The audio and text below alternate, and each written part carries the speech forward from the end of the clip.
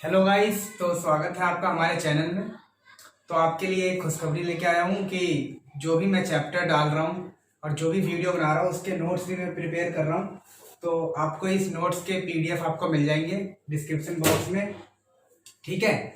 और ये लेसन बहुत अच्छा होने वाला है। मतलब देखो, फिजिक्स में क्या है कि थोड़ी डिफिकल्टी लेवल बढ़ गई है। चाहे वो कोई भी एग्जाम हो, आप जेई दे रहे हो, नीट दे रहे हो, या फिर 12th बोर्ड सीबीएसई दे रहे हो, या कोई भी स्टेट बोर्ड दे रहे हो, है ना।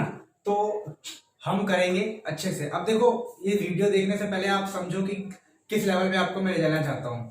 तो देखो, यहाँ पर अगर आपको ये क्वेश्चंस आते हैं तो अच्छी बात है, नहीं आते हैं तो इस वीडियो के बाद आप ऐसे हजारों क्वेश्चन कर सकते हो, क्योंकि मैं आपको कॉन्सेप्ट कराऊंगा और क्वेश्चंस कराऊंगा। उसके बाद कहीं से भी क्वेश्चन है आप इजीली कर सकते हो, ठीक है।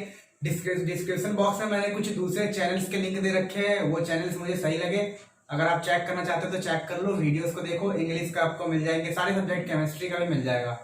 अच्छे लगे तो आप देखना, चैनल को सब्सक्राइब करना, ठीक है यार। तो बढ़ते आगे। तो देखो, यहाँ पे मैंने पहला जो क्वेश्चन लिया है, अभी मैं आपको सिर्फ बता रहा हूँ कि ऐसे क्वेश्चन आपको आते हैं या नहीं आते हैं। अगर आपको आते हैं तो अच्छी बात है, नहीं आते हैं तो आप सीख जाओगे। अगर आपको आते हैं फिर भी आपको इस वीडियो से कुछ अच्छा सीखने को ही मिलेगा। देखो, और बाहर से थोड़ा लॉकडाउन के चक्कर में साउंड आ रहा होगा तो यार थोड़ा कॉम्प्रोमाइज कर लो। अब देखो, ये चार्ज जो है, यहाँ से एक पॉजिटिव चार्ज इस पॉजिटिव चार्ज की तरफ रिलीज करा गया है। तो पूछा है, देखो आपको पता होगा पॉजिटिव और पॉजिटिव में रिपल्सन होता है। तो पूछा है ये कहां तक जाके रुक जाएगा। उसको बोलते हैं कि क्लोजेस्ट अप्रोच। ये आपका आगे चैप्टर में आएगा एटम्स में, लेकिन यहाँ पर ये इसका कॉन्सेप्ट जो वहां पे लगता है वो यहीं का है।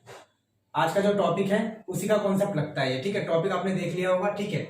और दूसरा ये है कि 80 ग्राम का एक स्फेयर है जिसपे चार्ज क्यू है, वो रिलीज करा गया नीचे, जो कि 9 मीटर पे एक स्फेयर रखा हुआ है जिसका रेडियस 1 मीटर है और चार्ज क्यू है, 80 ग्राम इसका मास है।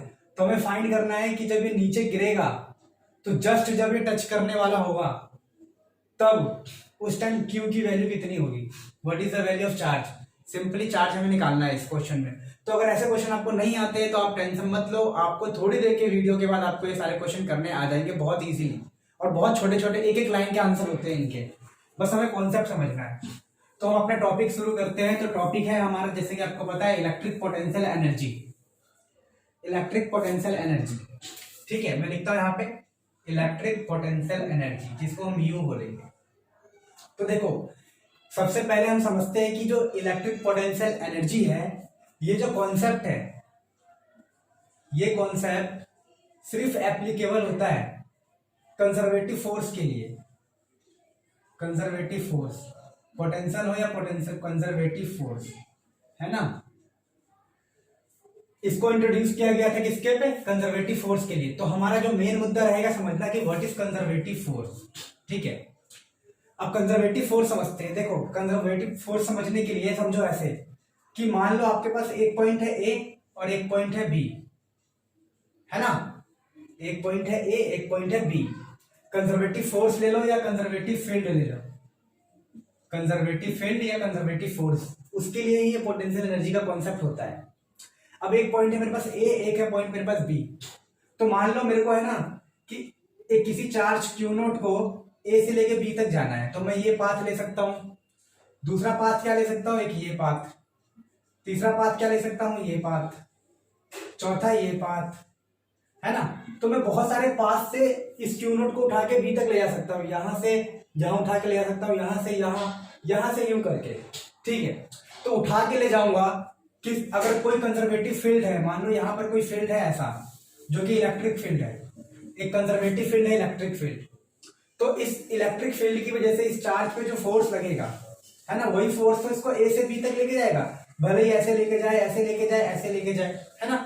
तो जब हम वर्क डन निकालते हैं, वर्क डन निकाला हमने ए से बी का, इसको मैं 1 नाम दे रहा हूं, इसको 2, इसको 3, इसको 4। तो वर्क डन निकालूंगा ए से बी का पाथ 1 के लिए, फिर वर्क डन निकालूंगा पाथ ए से बी का 2 के लिए, फिर वर्क डन ए से बी का 3 के लिए, और वर्क डन ए से बी का 4 के लिए।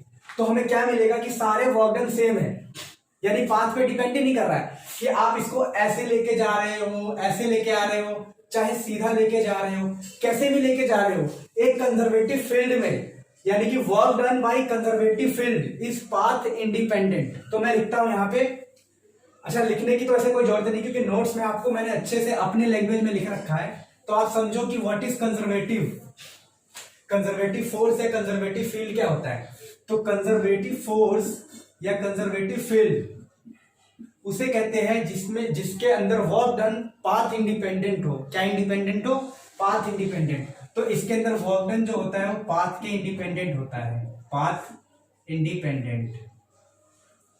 ये सिर्फ डिपेंड करता है कि आपको ए से बी तक जाना है, इनिशियल पोजीशन से फाइनल पोजीशन पे। कोई डिपेंड नहीं करता आप किधर से जा रहे हो। समझ रहे हो मेरी बात को? ठीक है, तो ये था हमारा कंजर्वेटिव फोर्स। तो अभी तक हमने ये पढ़ा कि जो इलेक्ट्रिक पोटेंशियल एनर्जी है वो इंट्रोड्यूस किया गया है सिर्फ कंजर्वेटिव फोर्स या कंजर्वेटिव फील्ड के लिए किया गया है। ठीक है, ठीक है। अब हम पढ़ते हैं कि हम पोटेंशियल एनर्जी को पढ़ क्यों रहे हैं। थोड़ा सा जान लेते हैं कि क्यों पढ़ रहे हैं पोटेंशियल एनर्जी को। अभी तक तो आपने समझ लिया कि कंजर्वेटिव फोर्स के लिए पोटेंशियल एनर्जी डिफाइंड है या कंजर्वेटिव फील्ड के लिए। तो देखो कंजर्वेटिव जो हम पोटेंशियल एनर्जी पढ़ रहे हैं, जिसको मैं यूं बोल रहा हूं, वो इसलिए पढ़ रहे हैं क्योंकि बहुत सारी जगह पे है ना, बहुत सारे फोर्स लग जाते हैं, एयर ड्रैग फोर्स और भी बहुत सारे टेंशन वेंशन, बहुत सारी चीजें होती है। मतलब कई प्रॉब्लम ऐसे होते हैं, कई न्यूमेरिकल ऐसे होते हैं जो बहुत कॉम्प्लेक्स, मतलब इतना कॉम्प्लेक्स को उसको हम सॉल्व करने में बहुत टाइम लगाएंगे। तो मैथमेटिकली इजी कर देता है हमारे पास पोटेंशियल एनर्जी का कॉन्सेप्ट, क्योंकि हम पोटेंशियल एनर्जी को कंजर्व कर लेते हैं। पता होगा आपको कि पोटेंशियल एनर्जी कंजर्व होता है, सारे एनर्जी कंजर्व होता है एनर्जी कंजर्वेशन लॉ के अकॉर्डिंग। तो एनर्जी कंजर्व करके हम बड़े से बड़े प्रॉब्लम को मिनटों में सॉल्व कर सकते हैं, सेकंडों में भी सॉल्व हो जाता है। ठीक है, वो जो क्वेश्चन थे उसको आप वैसे करना चाहोगे अलग तरीके से तो बहुत टाइम लगेगा, जो क्वेश्चन मैंने स्टार्टिंग में लिखा है, लेकिन उसको अगर हम पोटेंशियल एनर्जी के कॉन्सेप्ट से करेंगे तो बहुत इजी हो जाएगा। अभी मैं आपको बताऊंगा, पहले इसको पूरी तरह पढ़ लेते हैं। ठीक है, अब नेक्स्ट टॉपिक जो मैं ले रहा हूं ये कि हमें पता चल गया कि जो इलेक्ट्रिक फील्ड है एंड ये इलेक्ट्रिक फील्ड और इलेक्ट्रिक फोर्स दोनों कंजर्वेटिव है। क्या है? कंजर्वेटिव। ये आपको पता होगा, पहले से नहीं पता तो अभी पता चल जाएगा। वैसे ये होता है, आपको पता होना चाहिए, बस हमें ये पता है, वी नो कि ये कंजर्वेटिव है, इन नेचर में कंजर्वेटिव फोर्स फील्ड है। ठीक है, अब कंजर्वेटिव है तो मैंने भी पीछे कहा कि कंजर्वेटिव के लिए हमेशा पोटेंशियल एनर्जी डिफाइन होता है। Potential energy is defined for conservative, यानी कि हमें यह पता लग गया कि अब यहां पर एक ऐसा होगा जिसको पोटेंशियल एनर्जी के फॉर्म में, जिसको हम बोलेंगे electric potential energy, electric potential energy, जिसको हम यू लिखेंगे, इलेक्ट्रिक पोटेंशियल एनर्जी। तो आप समझो मेरी बात को, मैंने कहा कि कंजर्वेटिव के लिए पोटेंशियल एनर्जी डिफाइन होता है। अब ये इलेक्ट्रिक फोर्स है, इलेक्ट्रिक फील्ड है, इलेक्ट्रिक फोर्स है, तो यहां पर आ गया इलेक्ट्रिक पोटेंशियल एनर्जी। बस बस इतना इतना बस समझ गए। अब इसको समझाने के लिए एक छोटा सा मैं एग्जांपल लेता हूं, वो ये कि मान लो आपके पास इधर पॉजिटिव प्लेट है, यहां नेगेटिव प्लेट है और यहां से इलेक्ट्रिक फील्ड ऐसे निकल रहा है। इलेक्ट्रिक फील्ड पॉजिटिव से नेगेटिव की तरफ आता है। यहां आप कोई पॉइंट मान लो ए, यहां पर कोई पॉइंट मान लो बी। ठीक है, तो आप समझो कि अगर मैं कोई चार्ज पार्टिकल यहां रखता हूं क्यों, तो ये इलेक्ट्रिक फील्ड इस पे फोर्स इधर लगाएगा, फोर्स की डायरेक्शन इधर है ना। तो हम क्या कर रहे हैं, इस चार्ज पार्टिकल जो इलेक्ट्रिक फील्ड है जो कि कंजर्वेटिव इन नेचर है, उसने पार्टिकल ए को बी तक ले आया, तो ए से बी तक फोर्स लगाया उसने, और कुछ डिस्प्लेसमेंट भी हुआ, फोर्स भी लगाया, कुछ डिस्प्लेसमेंट भी हुआ, तो यहाँ वर्क डन हुआ, जिसको मैं सीधे वर्क डन लिख रहा हूं। तो जो वर्क डन हुआ है वो हुआ है ए से बी, वर्क डन हुआ है ए से बी, और वो कितना होता है, वो होता है negative of change in potential energy. ये आपको समझ में आएगा, अभी मैं इसका डेरिवेशन बताऊंगा कि negative of change in potential energy जो कि हो गया negative of U B minus U A. मतलब ऐसा समझो आप कि जो वर्क डन होगा वो डिपेंड कर रहा है कि इसका पोटेंशियल एनर्जी ए पे कितना है और बी पे कितना है, उनके डिफरेंस का नेगेटिव। ये बस आपको याद रखना है। बहुत सारे क्वेश्चन कई बार 3-4 नंबर में मतलब मेंस में इन छोटे छोटे फॉर्मूले पे क्वेश्चन आ जाता है और हम समझ नहीं पाते। तो ये अभी आप इतना लेके चलो, मैं आपको अभी पोटेंशियल एनर्जी का कॉन्सेप्ट अब स्टार्ट करने जा रहा हूं।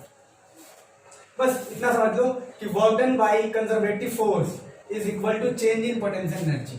मैंने नोट्स में लिखा है, अच्छे से आप समझ जाओगे, बस अभी यहाँ पे अभी देखते रहो,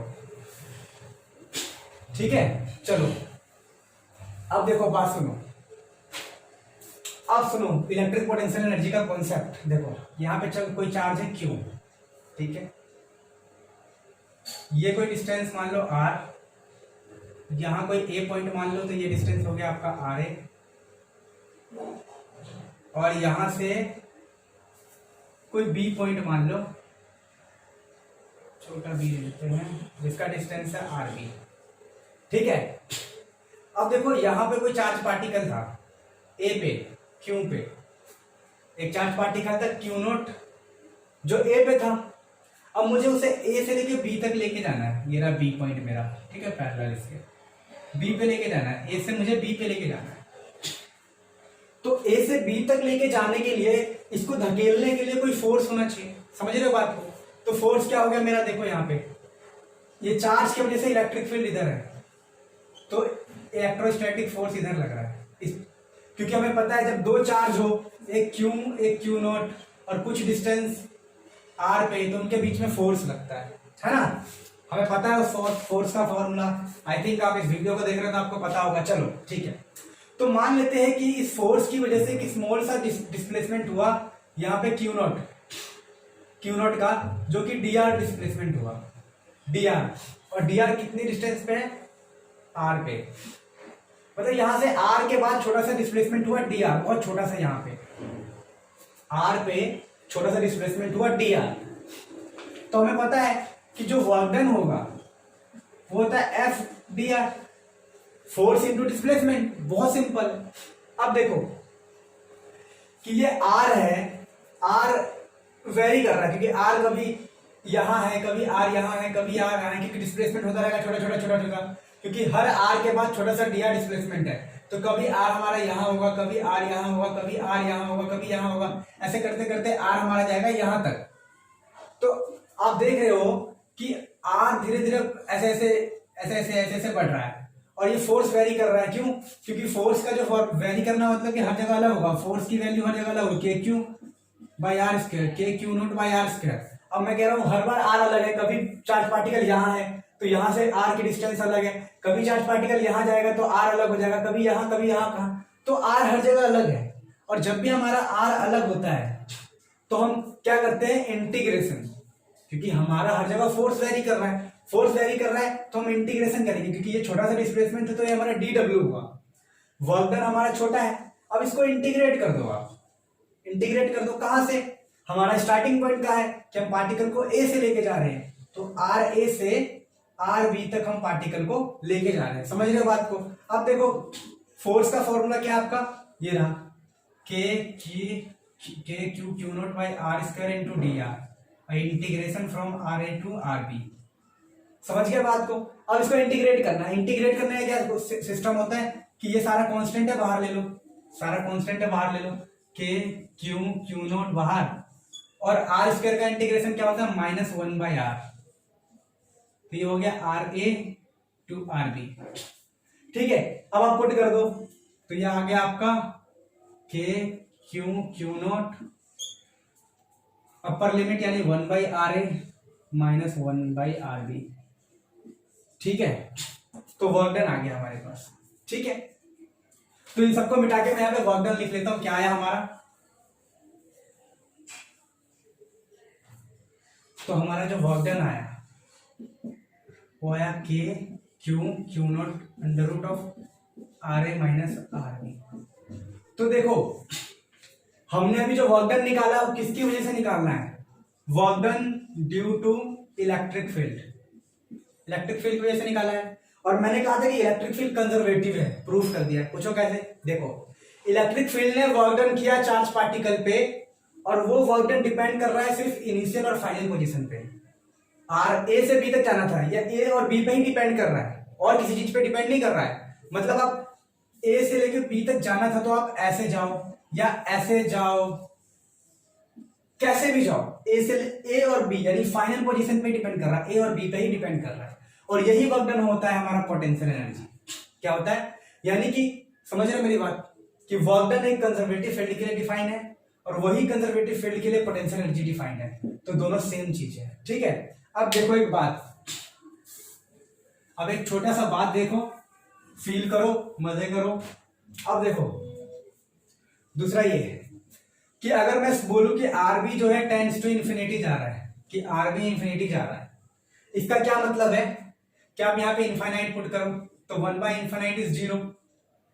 मैं ये कहना चाहता हूं कि हमारा जो चार्ज पार्टिकल है वो ए से बी की जगह इनफाइनाइट तक लेके जा रहे हैं, ए से इनफाइनाइट तक लेके जा रहे हैं। तो पोटेंशियल एनर्जी का फॉर्मूला आपका क्या हो गया, K Q Q not by R A. समझ रहे हो मेरी बात? इसका ये सिंपल सा ये मतलब है कि जो पोटेंशियल एनर्जी है वो किसी चार्ज क्यू के लिए, क्यू से क्यू नॉट तक अगर ये डिस्टेंस आर ए है तो इतना होगा, K Q Q not by R ए।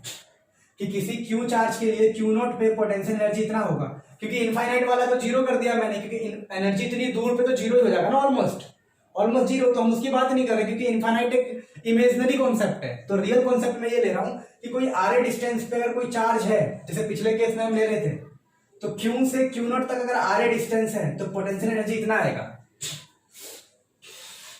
चलो समझिए, अच्छी बात है।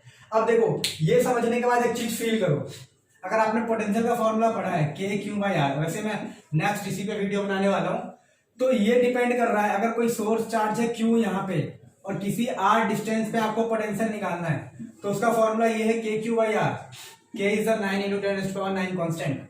लेकिन जो कि यहाँ पर क्यू नॉट नहीं आ रहा है तो पोटेंशियल सिर्फ उस पर डिपेंड करता है, सोर्स चार्ज पे। पोटेंशियल किस पे डिपेंड करता है? सिर्फ सोर्स चार्ज पे। लेकिन जो पोटेंशियल एनर्जी है वो डिपेंड करता है दोनों चार्ज पे। ये हमारा सोर्स चार्ज है, टेस्ट चार्ज है, दोनों है। ये टेस्ट चार्ज है एक तरह से, है ना? समझ रहे हो मेरी बात को? ठीक है, टेस्ट चार्ज है, कोई भी चार्ज है, कोई चार्ज पार्टिकल है, तो दोनों चार्ज पार्टिकल पे डिपेंड करता है। ये सब छोटी छोटी बातें हैं। आई होप आपको पोटेंशियल एनर्जी का कॉन्सेप्ट क्लियर हो गया होगा। ठीक है, अभी मैंने पीछे एक फॉर्मूला ड्राइव क्या करवाया था, जो यू था हमारा वो माइनस ऑफ डेल यू था, minus del U is work done, वही तो आया है, work done is equal to, अगर ये इनफाइनाइट वाला केस दोबारा आर बी वाला ले ले तो ये क्या हो गया, देखो इन दोनों को मल्टीप्लाई करो तो ये यू ए आ जाएगा, K Q Q not by R A, minus में आ जाएगा K Q Q not by R B, अगर मल्टीप्लाई कर दोगे अंदर तो ये हो गया यू बी, और ये वर्क डन है तो वही तो आया, वर्क डन इज, अगर नेगेटिव कॉमन ले लोगे तो ये बी बन जाएगा और ये ए बन जाएगा। तो work done is negative of del U, work done is negative of del U. यही चीज हमने ड्राइव कर लिया, मैंने कहा था अभी ड्राइव करके बताऊंगा। तो ठीक, आई होप आपको क्लियर हो रहा है कॉन्सेप्ट अच्छे से, मजा आ रहा है थोड़ा सा। अब देखो जो क्वेश्चंस मैंने आपको पीछे वो स्टार्टिंग में पूछा था वो मैं आपको करवाता हूं अभी, ठीक है? देखो सबसे पहले आपको ये समझा दूं कि जब दो चार्ज पार्टिकल हो क्यू क्यू नॉट, तो पोटेंशियल एनर्जी है के Q Q not by distance, जितना भी डिस्टेंस है आर। और बता दूं कि जो भी एनर्जी वाले होते हैं सारे, एनर्जी जिसमें ताकत की बात चल रही हो, ताकत जिसमें वर्क की बात चल रही हो, जिसको हमने वर्क के फॉर्मूले से ड्राइव कर रहा हो, वो सारे होते हैं स्केलर। क्या होते हैं? स्केलर। स्केलर यानी सिंपल बात, सिंपल। स्केलर का मतलब क्या हो गया? सिंपल। क्योंकि स्केलर में क्या सिस्टम है कि हमें उसमें कोई इंटीग्रेशन या फिर वेक्टर वाला सिस्टम, मतलब इंटीग्रेशन तो कर सकते हैं लेकिन वेक्टर वाला सिस्टम नहीं करना कि कंपोनेंट में तोड़ा, ब्रेक करा, डायरेक्शन देखा। सिंपल ऐड करो इसलिए सिंपल है, सिंपल ऐड हो जाता है इसलिए सिंपल है। तो ये एक सिंपल है। अगर मैं आपसे क्वेश्चन पूछूं कि बताओ कि एक चार्ज यहां है, एक यहां है, एक यहां है और डिस्टेंस सबका ए है, तो पोटेंशियल एनर्जी क्या होगा इस पूरे सिस्टम का? तो आप क्या करोगे? सबका निकाल के ऐड कर दो, सिंपल। तो सबका निकालने के लिए आप एक फॉर्मूला याद रखो, n(-1/2)। ये क्या बताता है अभी समझ में आएगा। देखो चार्ज कितने हैं, 1 2 3, तो 3 पुट करो यहाँ पे, 3 तो 3 - 1 ये 2 हो गया, तो 2 से 2 गया तो 3 आ गया। यानी वो सिंपल ये कह रहा है आपको कि यू निकालो, कि यू जो होगा टोटल वो होगा के क्यू स्क्वायर बाई ए, इन दोनों का निकालो। मतलब ये सिंपल कहता है कितने जोड़ी बनेंगे, तो एक जोड़ी ये वाला बनेगा, एक जोड़ी ये वाला बनेगा और एक जोड़ी ये वाला बनेगा। इससे ये रहेगा कि अगर आपको पास 5-6 चार्ज आ गया तो कभी भी अगर 5-6 चार्ज आ गया तो आप डिफाइन ये इस तरीके से पता लगा लो कितने जोड़ी बनेगा, क्योंकि 5-6 में कई बार दिक्कत हो जाती है कि यार किसका किससे करूं, किसका किससे ना करूं। अभी मैं समझाता हूं। तो ये क्या हो गया हमारा, एक जोड़ी बनाया तो के क्यू इंटू क्यू, तो के क्यू स्क्वायर डिस्टेंस है plus K Q into Q distance तो 2 हो गया, प्लस के इंटू क्यू इंटू डिस्टेंस 3। नहीं समझ में आया? देखो एक बार तो ये हो जाएगा ये वाला जोड़ी, फिर एक बार ये वाला ले लो तो के क्यू स्क्वायर बाई ए, फिर ये वाला ले लो तो ये हो गया के क्यू स्क्वायर बाई ए। ठीक है, अब नेक्स्ट क्वेश्चन देखो, तो इन सबको जोड़ दोगे तो आ जाएगा 3 के क्यू स्क्वायर बाई ए।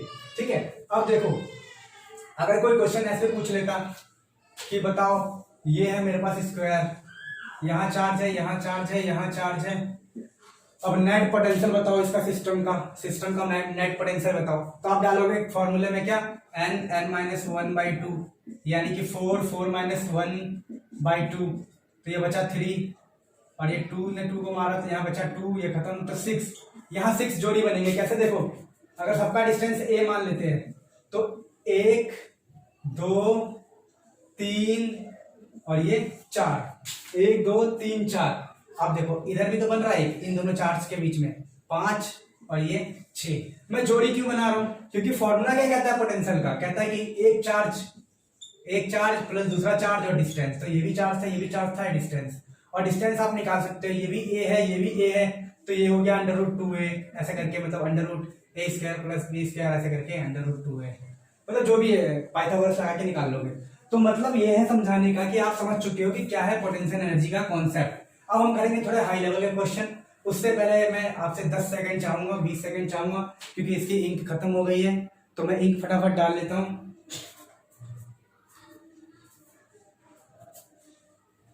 थोड़ी देर की बात है, बस 2 मिनट 3 मिनट में वीडियो आपका खत्म हो जाएगा ये।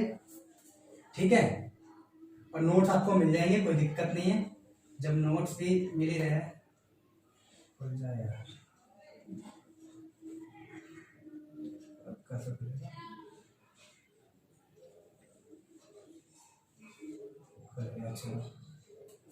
बस 1 सेकंड में काम है भाई।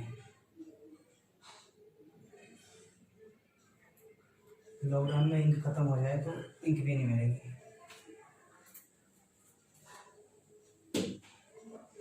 चलो हो गया काम हमारा। तो अब हम जो क्वेश्चन की बात कर रहे थे वो क्वेश्चन ले लेते हैं। क्वेश्चन क्या कह रहा था पहला, कि एक चार्ज यहाँ है और एक यहाँ है जो पॉजिटिव था और ये भी पॉजिटिव है। अब मैंने कहा कि इसको मैंने फेंका, ऐसे करके थ्रो किया, इसको मैंने फेंका, तो पॉजिटिव में रिपल्सन होगा, मान लेते हैं किसी r डिस्टेंस पे रिपल्सन होगा, तो यही r डिस्टेंस निकालना है कि कितने क्लोज इसके गया। तो अगर हम फेंकेंगे तो मान लो कि बड़ी तेजी से गया यहाँ जाके रुका, क्योंकि यहीं से रिपल्सन स्टार्ट हो जाएगा, है ना। तो इस पॉइंट को मान लो आप, कोई r डिस्टेंस है यहाँ से और यहाँ आ गया अब ये चार्ज पॉजिटिव वाला, क्यों यहाँ पे आ गया, तो इस पॉइंट को आप a मान लो और इस पॉइंट को b मान लो। तो law of conservation of energy क्या कहता है कि total energy is always conserve. इसका मतलब क्या है कि जितनी एनर्जी ए पे होगी उतनी ही एनर्जी बी पे होनी चाहिए। यह है law of conservation of energy. तो आप दुनिया जहान सब भूल गए। आपने देखा जब ए पे ये चार्ज था जिसकी बात चल रही इसको देखना है, इस पे कौन कौन सी एनर्जी थी। तो स्टार्टिंग में जब हमने फेंका था इसकी इनिशियल वेलोसिटी 0 थी। मेनली हम 3 चीजों की बात करेंगे, काइनेटिक एनर्जी, पोटेंशियल एनर्जी और ग्रेविटेशनल पोटेंशियल एनर्जी। एक तो kinetic energy, electric potential energy और ग्रेविटेशनल पोटेंशियल एनर्जी। अभी समझाता हूं, देखो हाफ m0 का स्क्वायर, काइनेटिक एनर्जी 0 है। इलेक्ट्रिक पोटेंशियल एनर्जी हो सकता है ना, क्यों नहीं होगा, होगा जरूर होगा। क्यों? क्योंकि ये डिस्टेंस मान लो आपकी कोई p डिस्टेंस थी और x डिस्टेंस थी, तो 2 चार्ज के बीच में पोटेंशियल एनर्जी होता है। अभी हमने पढ़ा, एक चार्ज यहाँ है, एक चार्ज यहाँ है, तो इनके बीच में अगर डिस्टेंस x तो पोटेंशियल एनर्जी होता है जो कि इलेक्ट्रिक पोटेंशियल एनर्जी है। तो हमारा हो गया k q, और दोनों चार्ज सेम है तो k q square by x, plus एक एनर्जी होता है हमारा mgh वाला। किसकी बात हो रही है? mgh। s तो 0 है क्योंकि ग्राउंड लेवल रेफरेंस हमारा ग्राउंड है, तो इसमें तो कोई h का पंगा नहीं है। तो काइनेटिक प्लस दिस, तो मेनली हमारे पास 2 बचा, यही बचा, बाकी सब 0 हो गया। ठीक है, अब देखो दूसरा क्या है, पोटेंशियल। अब यहां तो एनर्जी कंजर्व कर लिया हमने EA पे, अब इधर आ गया EB की बारी। तो EB के लिए भी हमें क्या देखना, पहले काइनेटिक एनर्जी। तो बी पे जब रिपल्सन होने वाला होगा तब उसकी वेलोसिटी जीरो नहीं रहेगी, यूं गया और रुक गया फिर पीछे आया, यूं गया जीरो हुआ, रिपल्सन स्टार्ट हुआ, तो इसका मतलब काइनेटिक एनर्जी इसका भी जीरो। अब बात करते हैं इलेक्ट्रिक पोटेंशियल एनर्जी। तो हाँ, अब दो चार्ज पार्टिकल है, एक ये रहा पॉजिटिव का, एक ये रहा पॉजिटिव का, इनके बीच में डिस्टेंस कितना है आर। अब यहाँ पोटेंशियल एनर्जी होगा तो वो हो गया हमारे पास क्या, के क्यू स्क्वायर बाई आर, ये वाला। समझ रहे हैं मेरी बात को। अब बात कर लेते हैं ग्रेविटेशनल पोटेंशियल एनर्जी, तो वो क्या है, जीरो, क्योंकि हाइट तो यहां भी नहीं है। तो आप इन दोनों को कंपेयर कर लो। अगर मान लो यहां मैं इनिशियल वेलोसिटी जीरो ना लेता, मान लो किसी v वेलोसिटी से जा रहा होता है, कि मैंने किसी v वेलोसिटी से इसे फेंका है, तो आप यहां लिख सकते हो कि v स्क्वायर। समझ रहे हैं मेरी बात। तो अभी भी आप क्वेश्चन चेंज होते रहेंगे, बस फॉर्मेट ये रहेगा। अब जो आपको निकालना है वो निकाल सकते हो। मान लो इसमें आर निकालना तो आर आप एलिमिनेट कर सकते हो, ठीक है। तो कंडीशन के अकॉर्डिंग क्वेश्चन वेरी कर सकता है। अब नेक्स्ट क्वेश्चन सॉल्व करते हैं जो हमने लिया था। आई होप आपको मजा आया होगा थोड़ा सा। चलो अब नेक्स्ट क्वेश्चन में जो बता रहा हूं कि मैं कह रहा हूं कि एक स्फीयर है यहाँ पे जिसका रेडियस है 1 मीटर, चार्ज है क्यू, सेंटर पे कंडक्टर है। कंडक्टर है तो समझ लो कि चार्ज आ जाएगा इसके इस पे ऊपर, है ना। पता होगा आपको, नहीं पता कोई बात नहीं, समझ लो कि कंडक्टर के ऊपर चार्ज आ जाता है। अब यहां से 9 मीटर की दूरी पे, कितने मीटर की दूरी पे, 9 मीटर की दूरी पे एक छोटा सा स्फीयर है जिसका मास है 80 ग्राम और चार्ज है इसका क्यू, जितना चार्ज इस पे उतना चार्ज इस पे। अब वो कह रहे हैं जैसे हमने इसको रिलीज कर दिया, ठीक है, तो जब ये यहां पे जस्ट रीच करेगा, क्योंकि पता है कि ये भी पॉजिटिव है ये भी पॉजिटिव है, तो रिपेल करने वाला होगा। तो जस्ट जब वो नीचे पहुंच रहा है यहां पे, जब जहां वेलोसिटी जीरो हो जाएगी, जहां जैसे ही पहुंचेगा वेलोसिटी जीरो फिर रिपेल करेगा। तो जिस पॉइंट पे जस्ट रीच कर रहा है, जस्ट रीच वाले टाइम पे, जस्ट रीच जहां वेलोसिटी जीरो हो जाएगी उस टाइम को आपको निकालना है कि what is the value of charge. तो दोबारा हम इसको ए पॉइंट मान लेंगे, इसको बी पॉइंट मान लेंगे, इस वाले पॉइंट को। अब दोबारा हम लिखेंगे energy at A should be equal to energy of B, ताकि एनर्जी का जो कंजर्वेशन लॉ हो उसको हम ओबे कर सके यहाँ पे, यानी वो वैलिड हो सके यहाँ पे। तो एनर्जी एट ए निकालने के लिए सबसे पहले हम देखेंगे काइनेटिक एनर्जी।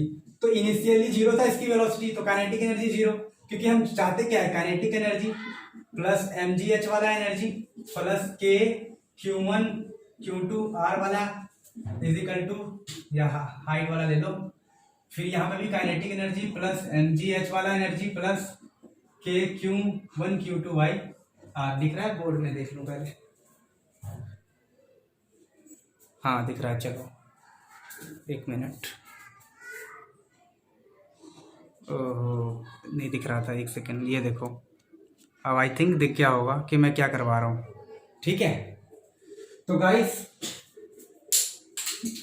ये देख लो यार, क्योंकि पहले शायद ऊपर का दिख नहीं रहा था, वो हिल गया था, वो ट्राइपॉड लगा रखा है। अब देखो ये रहा कि 80 ग्राम का मास है, क्यू चार्ज है, इसको नीचे हम फेंक रहे हैं ए पॉइंट से बी पॉइंट पे, ठीक है। आई होप अब क्लियर है, ठीक है। अब ए और ईबी एनर्जी कंजर्व कर रहे हैं कि यहाँ पे भी काइनेटिक एनर्जी, पोटेंशियल एनर्जी और इलेक्ट्रिक पोटेंशियल एनर्जी, ये एच यानी हाइट है, ठीक है, या डिस्टेंस है, काइनेटिक पोटेंशियल प्लस दिस, ये कंजर्व होना चाहिए हर जगह। तो अब हम बात करेंगे पॉइंट ए का। पॉइंट ए पे एनर्जी, काइनेटिक एनर्जी क्या होगी, जीरो, क्योंकि वेलोसिटी जीरो है। पोटेंशियल एनर्जी क्या होगा, M G into height, height कितना है 9 प्लस में यहाँ पे क्या है काइनेटिक पोटेंशियल एनर्जी, वो वाला इलेक्ट्रिक पोटेंशियल एनर्जी। तो इलेक्ट्रिक पोटेंशियल एनर्जी क्या होगा, के q1 यानी q, q2 यानी ये भी q divided by distance. Distance कितना है 9 मीटर, क्योंकि इस स्फीयर से इसका डिस्टेंस 9 मीटर ही है। अब यहाँ काइनेटिक एनर्जी देखते हैं, काइनेटिक एनर्जी यहाँ पे बी पॉइंट पे, यानी इस पॉइंट पे काइनेटिक एनर्जी जीरो, क्योंकि यहाँ वेलोसिटी जीरो हो जाएगी। हाइट कितनी है, पोटेंशियल एनर्जी कितनी होगी, जब ये चार्ज यहाँ पे आ जाएगा, ये वाला चार्ज क्यू उठ के यहाँ पे आ जाएगा यहाँ पे, तो इसकी पोटेंशियल एनर्जी कितनी होगी, वो होगी एम जी इंटू हाइट कितनी है इसकी 1 meter, plus electric potential energy कितनी होगी, के क्यू स्क्वायर बाय डिस्टेंस कितना है, डिस्टेंस है हमारा 1, K Q square by distance. तो फाइनली क्या है हमारे पास 9 mg plus K K Q square by 9 is equal to M G plus K Q square. तो आप इजीली इसको सॉल्व करके क्यू की वैल्यू निकाल सकते हो। समझ गए मेरी बात को? तो आई होप आपको वीडियो पसंद आया होगा यार। चैनल को सब्सक्राइब करो, सब्सक्राइब करे बिना मत जाओ। मुझे पता है कि लास्ट तक तो कोई वीडियो देखता ही नहीं, स्किप करके चलते हैं सब, पर कोई नहीं भाई, अपना क्या है। ठीक है, चलो।